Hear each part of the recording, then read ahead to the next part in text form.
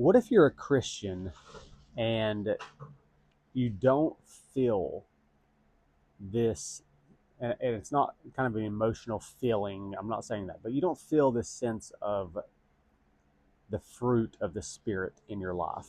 Like, it's such a good thought to me that many people go through life. I remember a couple of years ago, I had a discussion with a guy at the church that I was pastoring, and he just said, "You know what? I don't have much joy." And at the time, I I could very much so relate to him. And many times, even now, when you read the fruit of the Spirit, there are things that the Spirit is supposed to bring about in your life that after years and years and years of being a Christian, you're just like, what the heck? You know? I think it's one thing I've thought about recently as for an argument against God. Like, of course, we want to hear and we want to learn arguments for God, but the two, and I didn't really consider this an argument against God, but I think it is one. I think the lack of the fruit of the Spirit is an argument against God. And I believe in God. I'm not I'm not telling you not to believe in God, but just like hiddenness is an argument against God. Like, God, why are you not more present in this world when you could be? Like, you showed some of the prophets, and some, in the Old Testament, you showed yourself physically. You showed yourself through burning bushes and things like that. Now it's just like we wake up, we go to work, we try to figure it out, we live through hell, we have horrible thoughts, and live in a depressed state, and all of this as Christians. And we are supposed to have this fruit of the Spirit. And I'm going to read it to you. In Galatians 5:22, it says, "But the fruit of the Spirit is love, joy, peace, long suffering, kindness, goodness, faithfulness, gentleness, self control." And I think some of them can be seen in a lot of people, even people that struggle with these thoughts and these feelings.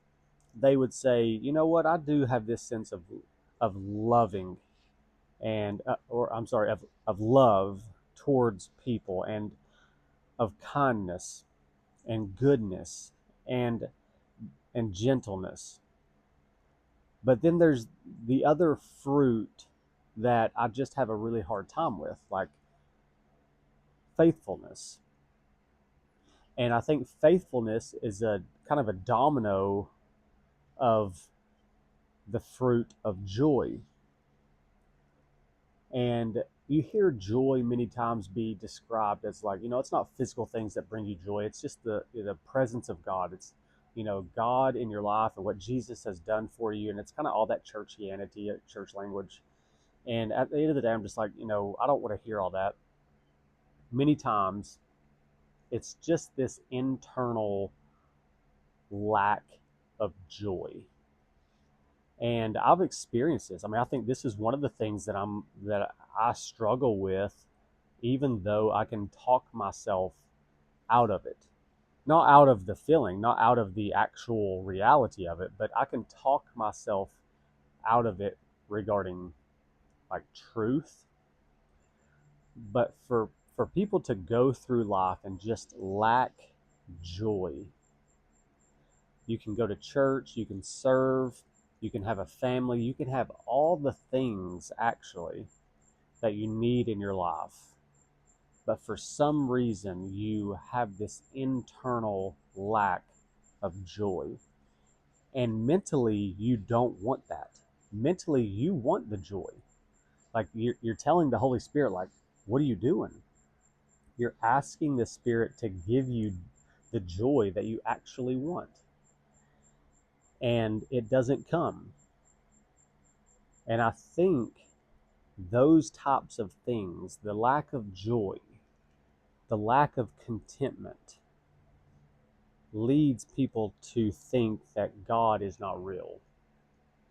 Because if God is real, and this goes outside of the fruit of the Spirit as well, but in this instance, if God is real and you are desiring something, my little girl just popped up back there. But if God is real and you are desiring something that he actually wants for you, but for some reason you don't have it, you don't get it, you don't receive that, and you can't figure out how to make this thing happen. Like, I want joy. I can't find it. I can read, I can pray, I can ask God to give me the gift, even though in reality we have the Spirit and the fruit is actually of the Spirit and not of us. So I have joy in me in the Spirit, but I'm not experiencing that. And I'm not saying this is my life right now. I remember being in this mindset though. It's just these thoughts that come to mind. It can be with anything. Why am I not loving people? I want to love people, and I have a really hard time loving people. I want to be kind. I want to be long-suffering. But for some reason, I'm just not long-suffering. I want it, and it's the fruit of the Spirit to bring it about in my life. Why has he not done that? And I think this is an argument against God in many ways. When you desire things of God that God himself desires for you, yet those things are not experienced in your